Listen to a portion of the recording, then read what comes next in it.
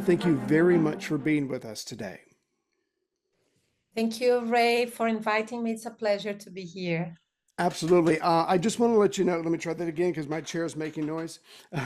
Absolutely. And I'm sure you've heard this before, but I love the book. I loved all the details that you went into because there was a lot of mystery wrapped around this man who had disappeared for 34 years. But you have a personal connection of sorts to the character, to the story. So I would like to start out, first of all, all the listeners out there, this was an incredible book. Please go out and get it because I think you will enjoy it a lot. But this is the part that I found interesting. Could you tell us what happened when you were a 6-year-old girl in school and suddenly you get some very big news for a 6-year-old? Yes, I'm from the German community here in São Paulo. There's a big German community. We have German schools, we have German churches, a lot of German companies. So when I was 6 years old, I went to school. I had this teacher called Liselotte Bossert. Mhm. And out of a sudden, she was my teacher, like a kindergarten teacher, the one that spends the whole day with you, all the days. And then suddenly she disappeared. And all the adults were saying that something bad had happened, and they started saying the name Mengele. And of course, I didn't know who Mengele was. I was 6 years old, Right. but I could feel that something very bad had happened and something very evil. I don't know. I have this feeling in me, Hmm. and then I kept this name in my mind. And then later, I found out that Liselotte Bossert, my teacher, Hmm. was one of she and her husband, Wolfram Bossert, were the couple that gave shelter to Mengele in his last 10 years here in Brazil. They didn't live in the same house, Right. but they visited Mengele every week. They traveled with him. And when he died, they were with the Bosses together in a beach here close to Sao Paulo, like 2 hours from here. Hmm. And my teacher, she buried Mengele under a false name. Okay, thank you for that. So the teacher, when you were a little child, was one of the, I guess, a very small, tight community that was protecting, shielding, comforting this man who obviously was wanted by a lot of different countries. But if you could, for maybe some of the younger listeners, who exactly was Dr. Joseph Mengele? Yes. But just to begin with, like one of the questions of my book was to investigate if my community, the whole community, was protecting Mengele or if it was just my Mm, teacher.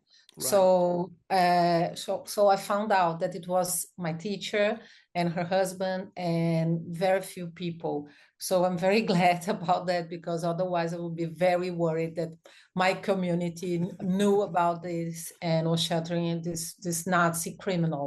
Right. So Mengele was a Nazi criminal. He was a Nazi doctor. He worked in Auschwitz.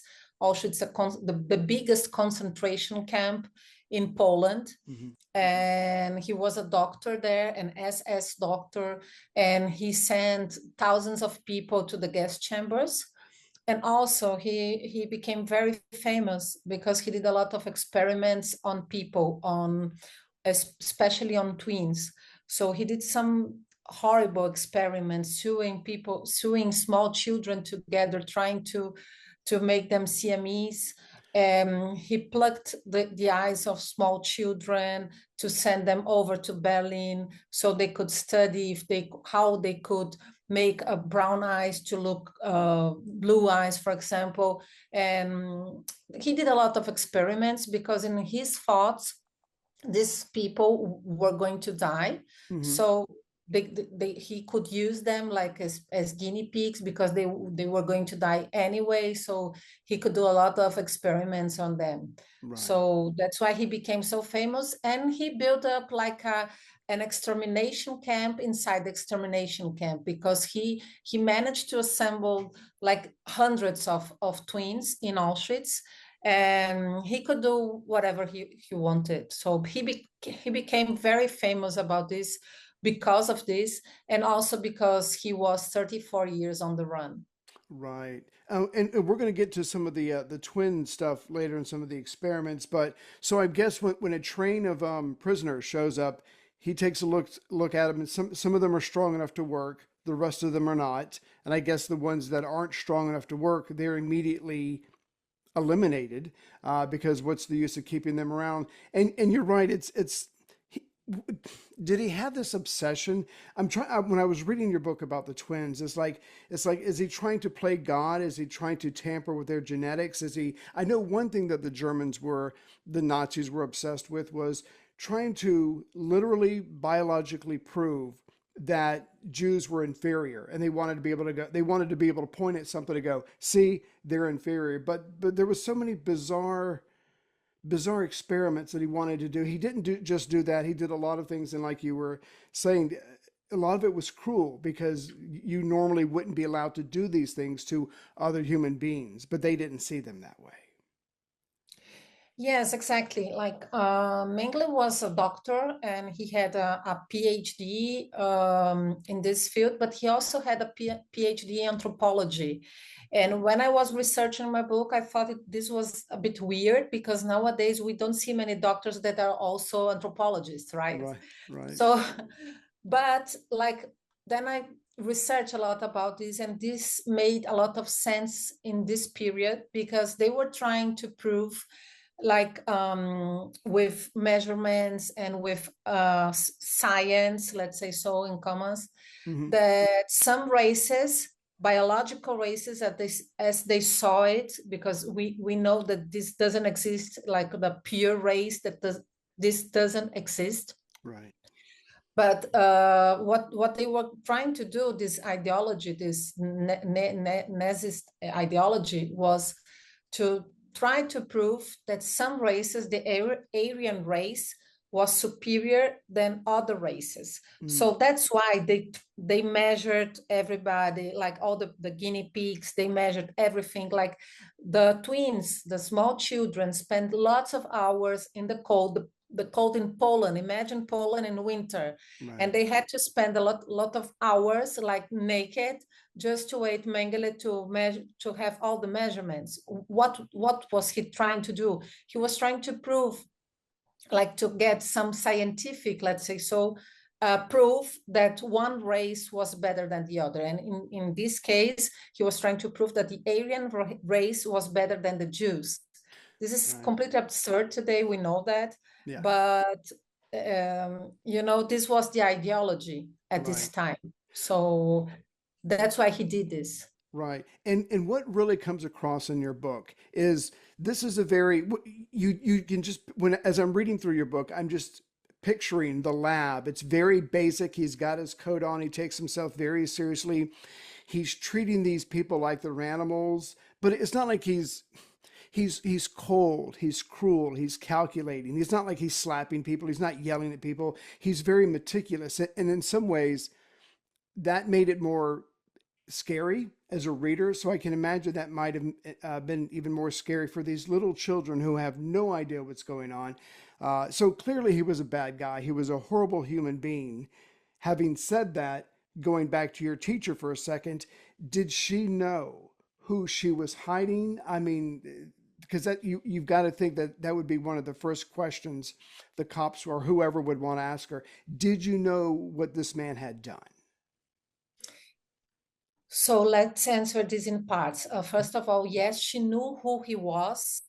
She didn't know at first because when he was introduced to her, Mhm. he was introduced as Peter Hochbichler to her. He had another name, Right. not Josef Mengele. So she spent some time not knowing who he really was. Mhm. And what she told me was that in this period of time, this some months, I'm not sure how long, he got so close to her family that he became like a part of the family. And also her children, she had two children, a boy and a girl, and they were small when they first met Mengele, and they started to call him the uncle. He Right. was like older, and he was the uncle of the family. Yeah. And we also have a word in Portuguese that's very, and they use this word in Portuguese. And this is something very, very curious for me, because Mengele started to use some words.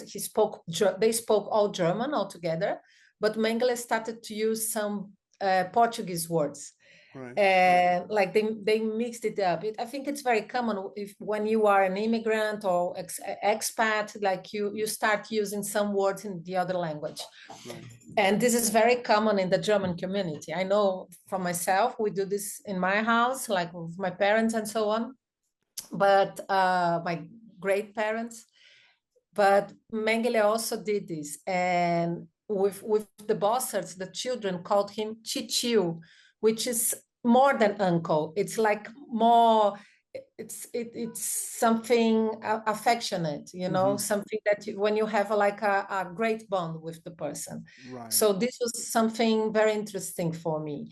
And then when I asked Liselotte if she knew what Mengele did, she said, he was a scientist, and he didn't do everything that people say that he did, and so on. She started this conversation, and then I said, do you know this by what he said to you, or do you know this by what you read? And then Right. she said both. But what she really wanted to tell me is that, when I found out who he was already inside my family. He was already my friend. So I think she had a very strong personal relation to him. Mm-hmm. So she didn't want to, she was very loyal until the end. Right, because you point out in your book, I mean, because there's this German community, in a lot of ways they're helping each other just because they're fellow Germans. But you're absolutely right. I mean, he had become a part of the family. The kids loved him, and I think it would have been very hard for her to turn her back on him after being that close to the family. Whereas if we're just reading the book, we're like, you need to call the cops right away. But it was very different for her. It was very personal for her because he's a part of the family. Yes, it was very personal, and this is something very scary because, she had like a war criminal in her house, and that was going around with her children, and she didn't say anything. So I think maybe because her husband was a Nazi, like he liked very much Mengele because he was a high ranking. He had a high ranking position, like bigger than his. Hmm. Wolfram Bossert was also in the Wehrmacht, the German army, but he was not in the SS. And Mengele was in the SS, was a captain. Captain was an officer. Right. So I think Wolfram admired him very much, and I think this ideology maybe was in the family, so she couldn't have like a critical approach to all these things. So she thought, okay, he's a scientist. Yeah. I won't believe what people say. She preferred to think like that. I think it's very, very scary how you cannot think of so many victims and of what he did. Right. Yeah. I imagine she just kind of pushed that away and focused on, I guess, not getting in trouble. But that's what humans do. We're not perfect creatures, and she was just trying to get along. Did when you spoke to her, did you just speak to her one time? Were there several conversations? I just how weird or strange that must have been. You haven't seen her since you were 6 years old, and now you find out she's been harboring this internationally wanted criminal. Was it just one conversation, or? Yeah, actually, it was very hard to find her because I hadn't any clues like about her, and I started asking the other teachers in my school Mhm. about her, and people didn't know about her. Some people didn't even answer when I asked because I noticed this was like a topic that people didn't want to get into.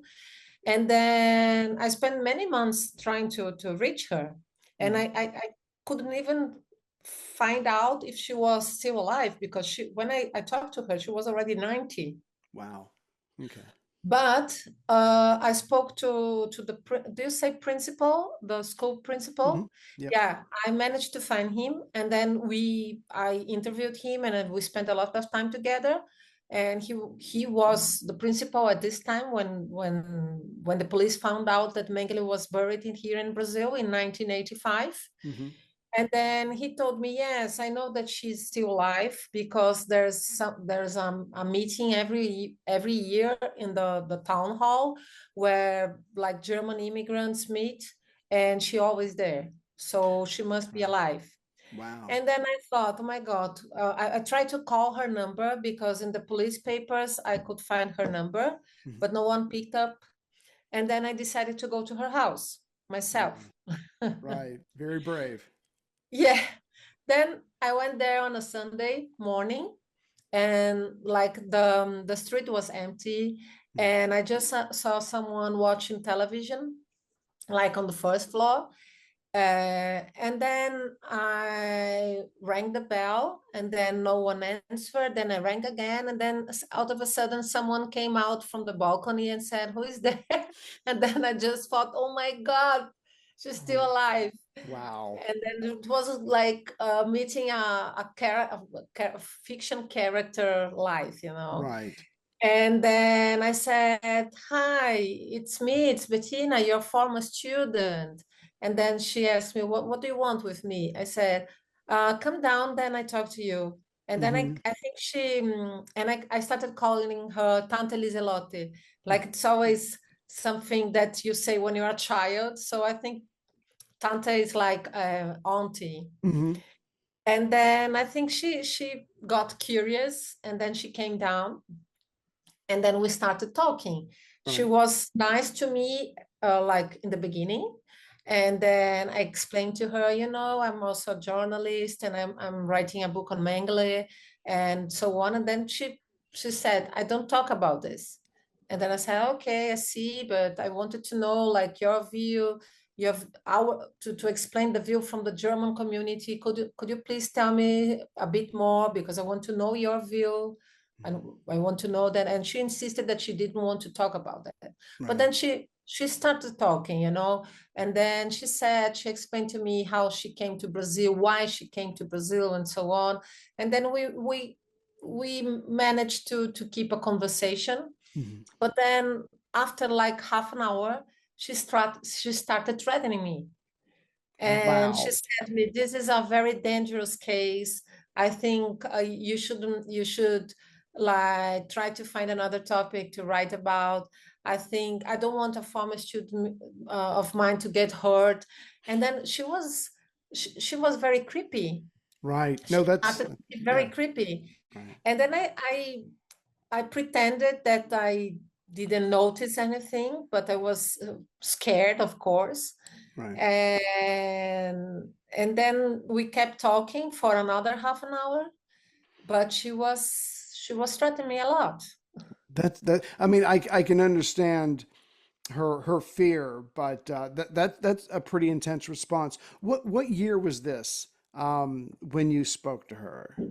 This was 2017. Okay, and she was nine. And then after Mhm. talking to her, I became very afraid, and I was sure that I didn't want to write this book because I thought I'm going to get in trouble. I don't know who who is she in contact with, what's her network. I don't know. Are these extreme right people going to threaten me? I don't want it. I don't want this. Like, Right. okay, I'm going after another subject. But Right. then I started to talk to people and so on. And then I felt a little bit more safe. Hmm. And I already did a lot of research before talking to her. Like I was going to throw away like 1 year of research. And then Right. I thought, no, I'm going to keep going. No, I'm certainly glad you did because again, as the readers are going to find out, you cover a lot in this book. I mean, you give detail about the camps, you give detail about the lives because he was married. He did have a child, even though he spent a lot of time at the camp. And then you go into, after the war. So no, I'm certainly glad that you finished this. And you touched on this a second ago. And I know this is there's a lot of people in your book that help him.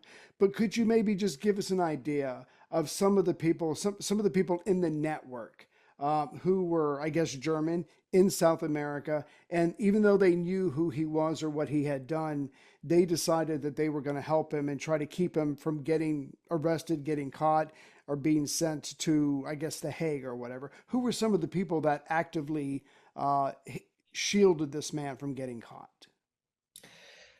Yes, here in Brazil, there were four families that helped Mm, him. Like, and they weren't all German. They were mm, like the Bossards. They were from Austria, right. actually. They weren't Okay. from Germany.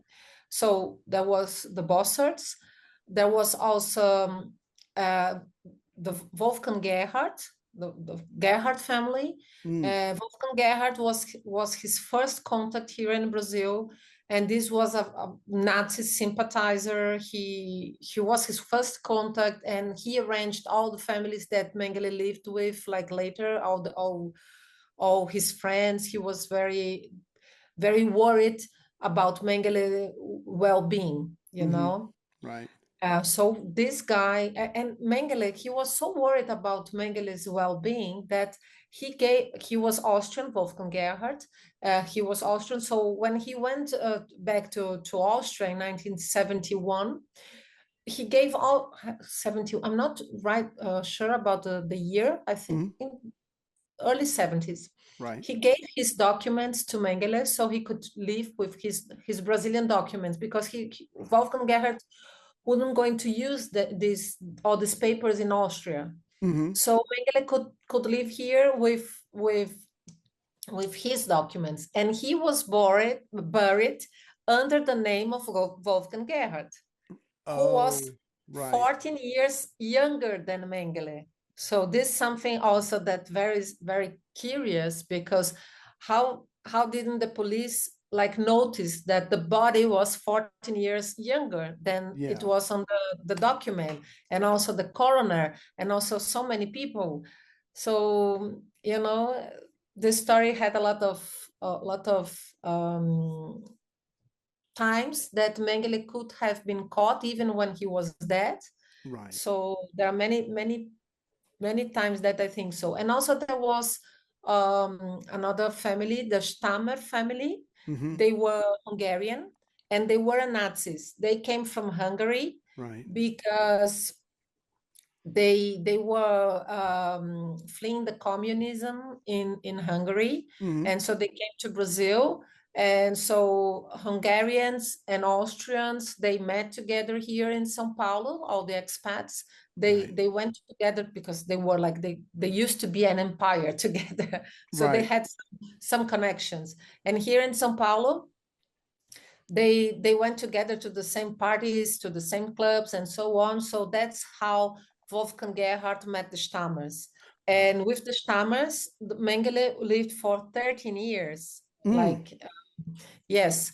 And they moved from place to place. They lived in like 3 farms altogether. And in the last 4 or 5 years of Mengele's life, he lived on his own here in São Paulo capital, because São Paulo is a province and also a city. right. And he lived here in the capital, but in the suburbs. And Mm-hmm. suburbs here in Brazil, it's not suburbs like in the US. Suburbs in the US is something nice. Mm-hmm. Here is not nice. Like it's like very humble people live, and Right. Mengele was living with like in a very humble neighborhood when in his last years. And there was also another family, the Glave family, Mm, who helped him when he had a stroke, like the Glave family of German origin. right. They weren't Germans, but they came from Argentina. They moved to Brazil, but they spoke German fluently and so on. And Mm-hmm. they also helped Mengele here in São Paulo. Right. And that's one of the things that I loved about your book. It was almost like a mystery chase scene. There's the community hiding him, and then there's the various groups looking for him. You've got Mossad, which we'll go into it a little bit later. You've got the Western German government. You've got famous Nazi hunters, and so it's almost this cat and mouse game. One side is trying to find him. they're trying to hide him. And even though I live in the States, I live in the country, and there's hardly any houses around here. If I was wanted, if I was an international criminal and I lived here, no one could ever find me. So I got that part of the book because he's just kind of out there. He's just an older gentleman living in a very humble, house, humble existence. And so it's not like he's trying to get attention. He's laying low on purpose. So the cat and mouse aspect of your book, I loved how they're looking for each other. So you spoke to her. She was only willing to say so much, which I get, but again, that must have been very thrilling and yet scary for you at the same time to talk to this lady, and to think that there might be organizations or groups of people out there that don't want this to be in a book or talked about at all. Yeah, sure. And I was a bit afraid before the book was released because I didn't know what the reaction was going to be. But like, fortunately, the German community liked very much the book here in Sao Mm. Paulo. They even invited me to a book club. They wanted me to have a book club in German.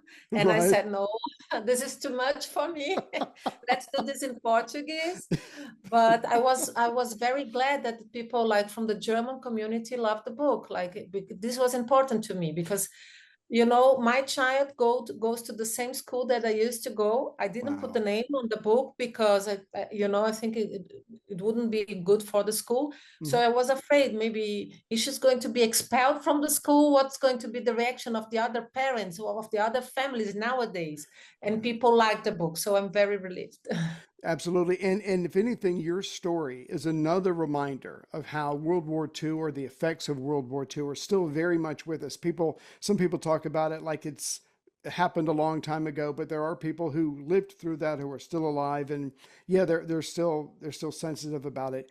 If I could, to me, the biggest question out of all of your book that I think everybody wants to hear, and it might be a little obvious, is how in the heck did Mengele escape? He was a doctor, an SS doctor, in the biggest, most important, most notorious death camp there was, and somehow he's able to not be arrested, as far as I know. He slipped away, and he's able to make it to South America. Could you just give us a sense of how he was able to escape when so many other people were arrested?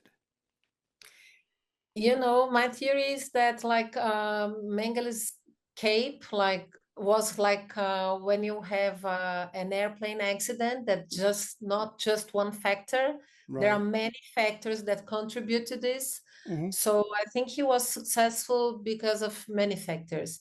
Like first of all, he had his family that had money and could send him money here over to Brazil. And it was a very complex scheme that they had. Like they sent someone from the Mengele company to come, Hans Sedlmayr, who Right. came here to South America and brought the money in cash for him. Mm-hmm. And he came many times. Also, we have some clues that also another Nazi pilot, Hans Ulrich Rudel, came also and brought Mengele money, and also Rolf brought him money. But Right. Rolf, his son, came only once here to São Paulo. Mm-hmm. So one factor is that he had money, so that's why he could escape. Also, he was very, very cautious. He didn't do anything without thinking very, very much beforehand. He didn't take risks, you know. He like when he was living in Buenos Aires until 1959. Mm-hmm. Uh, he was living under his real name, Joseph Mengele. But then, yeah, but That's then there amazing. was an arrest warrant. Yeah, Mm-hmm. there was an arrest warrant in Germany, the first arrest warrant against him.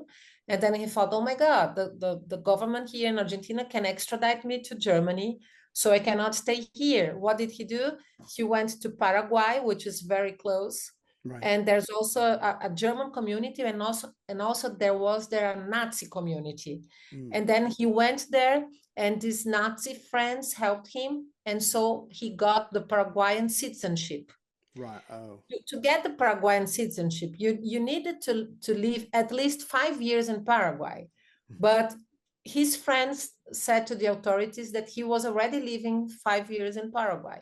So right. that's why he got the citizenship. So the government was not going to extradite as a Paraguayan citizen to Germany. So he felt very safe in Paraguay.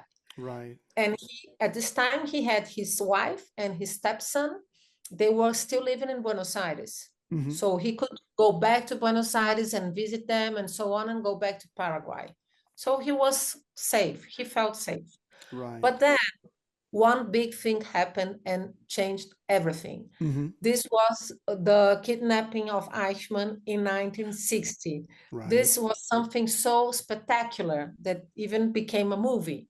you Right. know, Right. I think you know that. And they kidnapped Eichmann, and Eichmann was using a false name, Ricardo Clement, Hmm. in Buenos Aires. But Eichmann, I don't know, I think he was he wanted to be caught because, even though he was using a false name, he Hmm. did every day the same thing. Like he got to work, he took the same bus, he lived like in the same place, and Right. so Mossad came to Argentina and they were observing him like for a while. And then they kidnapped Eichmann, took him to Jerusalem, and then there he was tried and and he was, how do you say that, executed. Right. Right. But this was something that drove Mengele crazy. Hmm. And he started to be very afraid of Mossad Right. because he could protect himself legally from the German government, Hmm. but he could not protect himself legally from Mossad because Mossad could get anywhere. And Yes. they could. And they did. Yeah. Yes, and they did.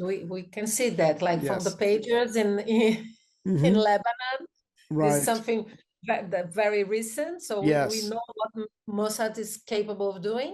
Exactly.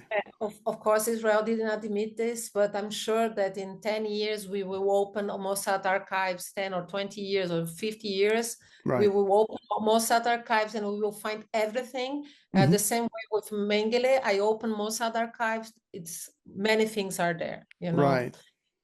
And then, so that's why Mengele decided to come here to Brazil because of this. He didn't think he was safe enough in Paraguay, and then he had this Hans Rudel, this pilot I mentioned before. Hmm. This was like the most decorated pilot in the Nazi.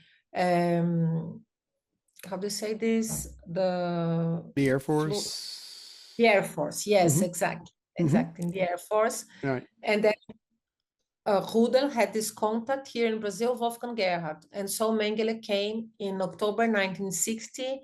Right. He came here to São Paulo, and then he started to live here. Mm. So he was very cautious. This is another point. And I think he had many loyal friends, Right. many, many loyal friends here from the European expats. Mhm. And the last factor is luck. He was very lucky. Yes, yeah. So I get that he moves around. I get that he's paranoid, and he has every right to be paranoid. And he kind of he laid low, as they say.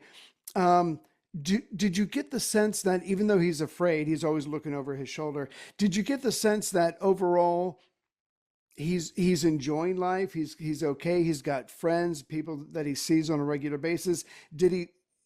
Because it's not like he went down there and became a full-time doctor or whatever. He's got to kind of lie low. Do you get the sense that he tried to live some kind of life? I mean, did he seem as happy as he could be, despite the fact that he's an international wanted criminal? I'm just trying to get a sense of what his days were like. Do you think he would have looked back and went, not a bad life? I just wonder about that.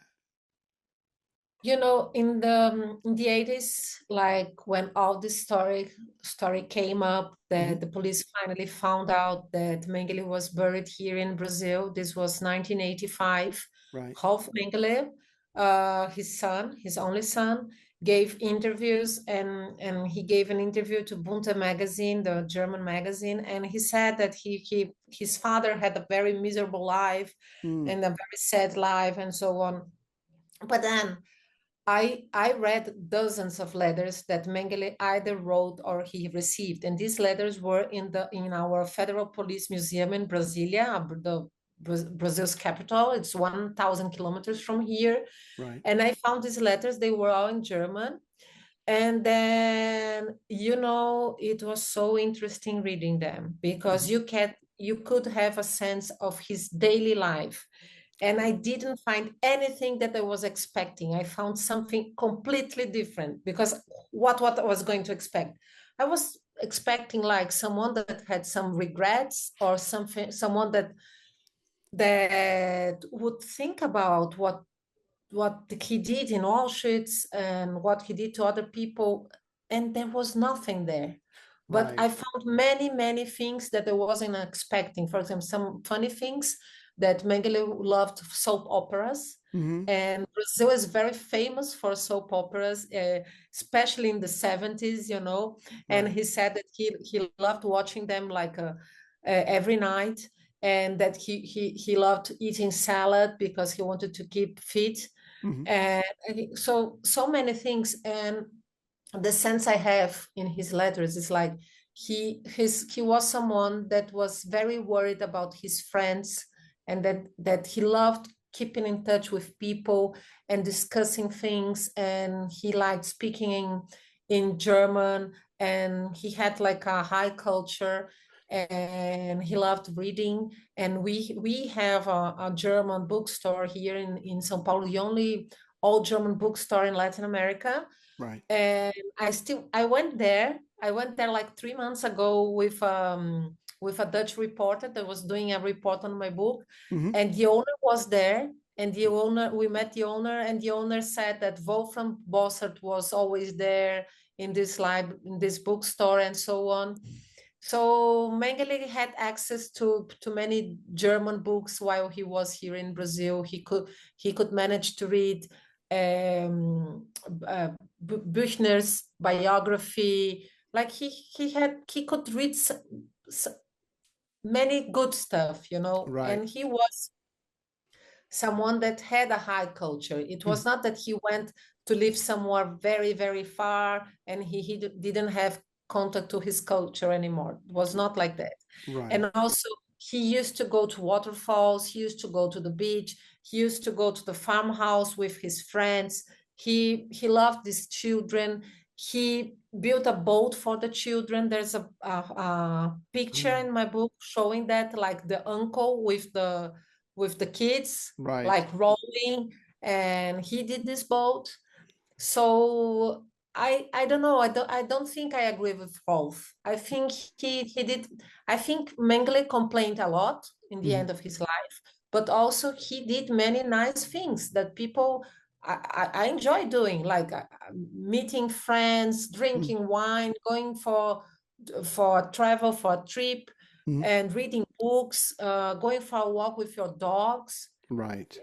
I Yeah. think there are many, many things that people enjoy doing even Yeah. today. So I cannot say this was a very bad life. No, not at all. Exactly. I think his son was lying. I think in America we say his son was spinning it to make it seem like trying to get sympathy for his father. But now if I remember correctly from your book, when Mengele did die, he was swimming. Uh, Yes. so he was certainly enjoying the beaches of Brazil and other places like that. So, Yes, and that's something that I wanted mm, to point out is that, like, Mengele in his letters, um, you could sense that he was very, very afraid of dying, like, because he was considered old at this time. He was 67. Nowadays 67 is not too old, but at that time it was old. right. And then he was very afraid of dying without love, without people that cared about him. Hmm. And then this big fear of him didn't happen because he died swimming and in the arms of his friends, Right. literally. Yeah. Like his friend Wolfram Bossert almost die as well because he was trying to save him. Right. Yeah. I mean that. And then, so Sorry. Yeah. Because I remember when it got to the part of the book, and a lot of these letters or sections of these letters are in the book as well. Again, just a lot of detail. Thank you for that. But I remember the parts of the book when he's in the camp and he's so cold and he's just so meticulous. And of course, when people are like that, they normally don't see themselves as doing wrong. I'm doing this for science. I'm doing this for whatever reason.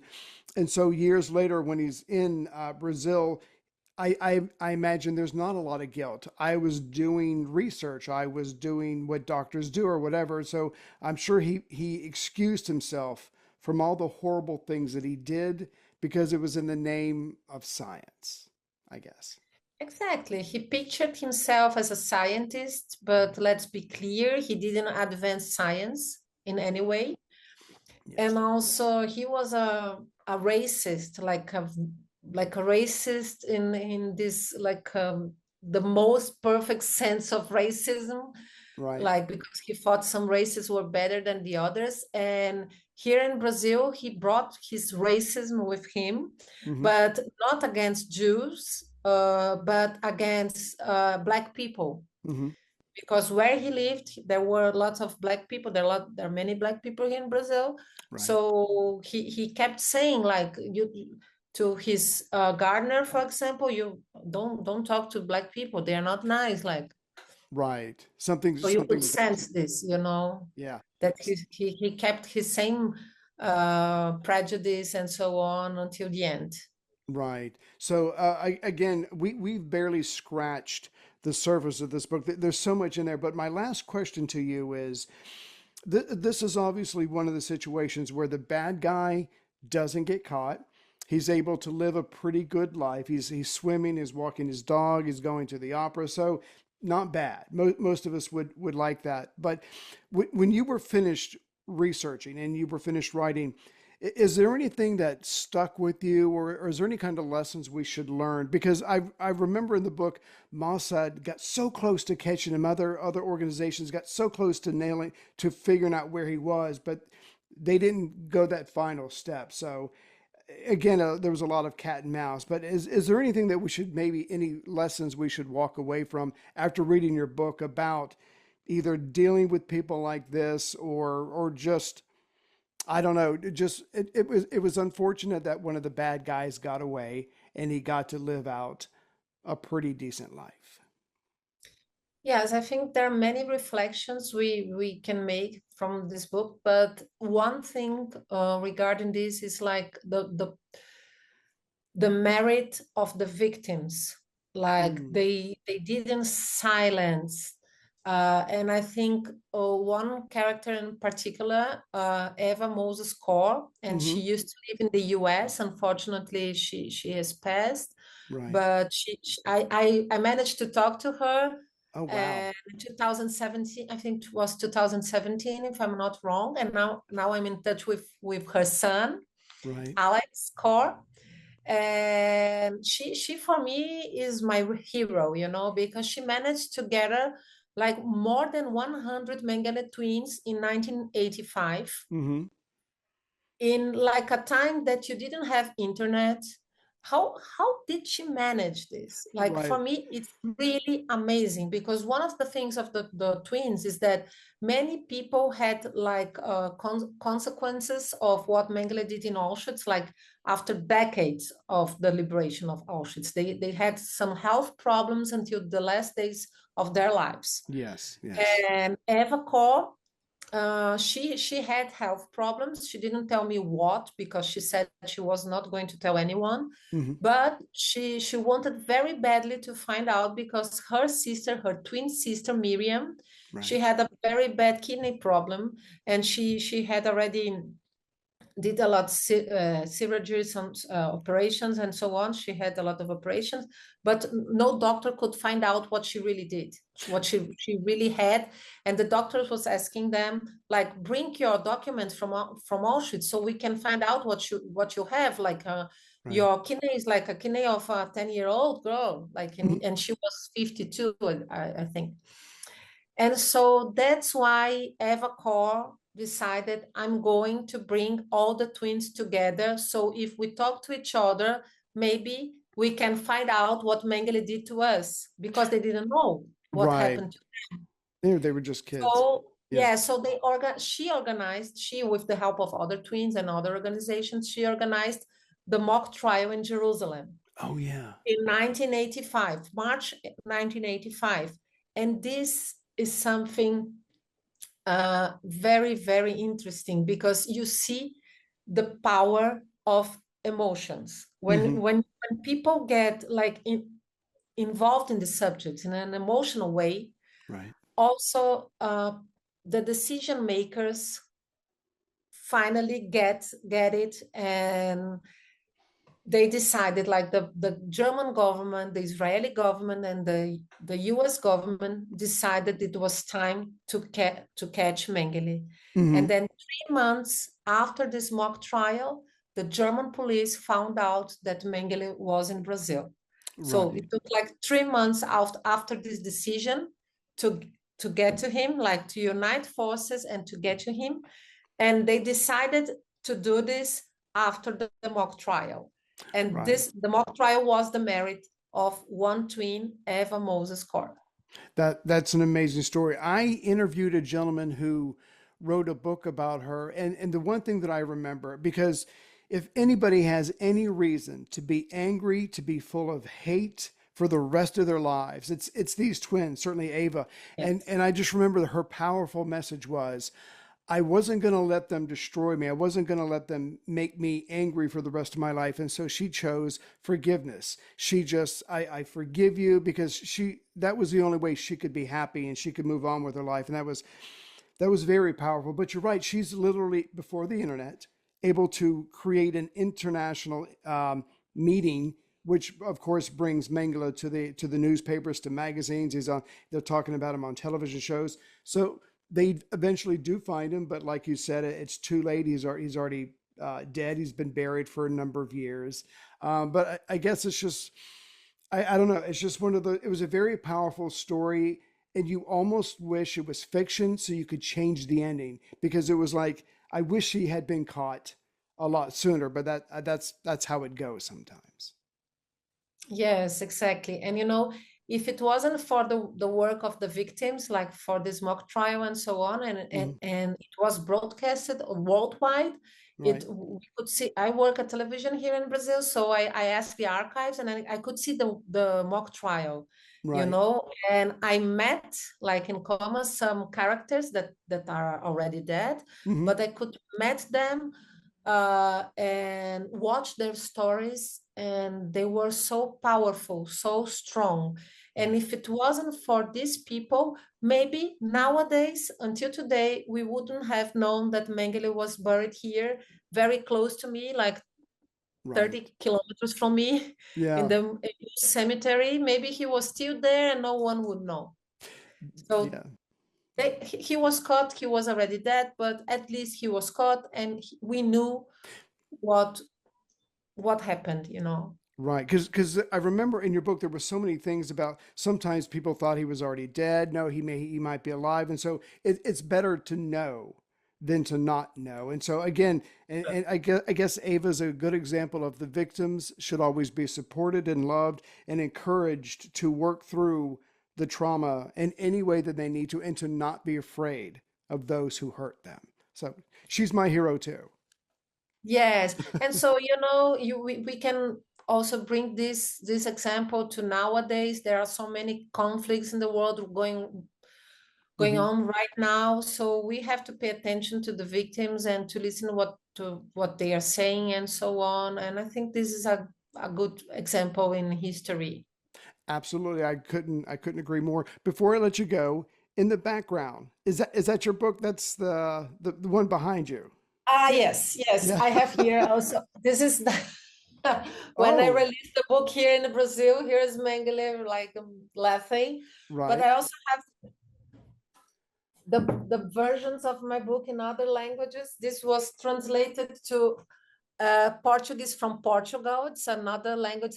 It's the same language, but it's a bit different the way they Right. talk. Yeah. also, this is the Brazilian version, That is and cool. this is the Dutch version. I Right. cannot understand, but it's Dutch version. Me neither. And this is your version, the English That's version. that's when it was sent to me. Yeah. Okay. Well, thank you very much for your time today. Thank you for this book, and again for the listeners out there, tons of details, tons of stuff I didn't know, and that's what people want. They want to be able to pick up a book. It's an intriguing story, but they want to learn new things, and your book certainly does that. So.